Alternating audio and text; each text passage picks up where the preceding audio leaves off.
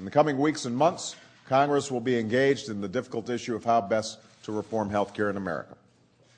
I'm committed to building a transparent process where all views are welcome, but I'm also committed to ensuring that whatever plan we design upholds three basic principles. First, the rising costs of health care must be brought down. Second, Americans must have the freedom to keep whatever doctor and health care plan they have, or to choose a new doctor or health care plan if they want it. And third, all Americans must have quality, affordable health care. These are principles that I expect to see upheld at any comprehensive health care reform bill that's sent to my desk. I mentioned it to the groups that were here today. It's reform that is an imperative for America's economic future and reform that is a pillar of the new foundation we seek to build for our economy. Reform that we can, must, and will achieve by the end of this year. Ultimately, the debate about reducing costs and the larger debate about health care reform itself is not just about numbers. It's not just about forms or systems.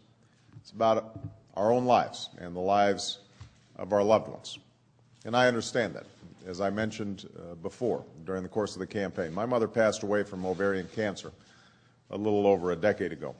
And in the last weeks of her life, when she was coming to grips with her own mortality and showing extraordinary courage just to get through each day, she was spending too much time worrying about whether her health insurance would cover her bills.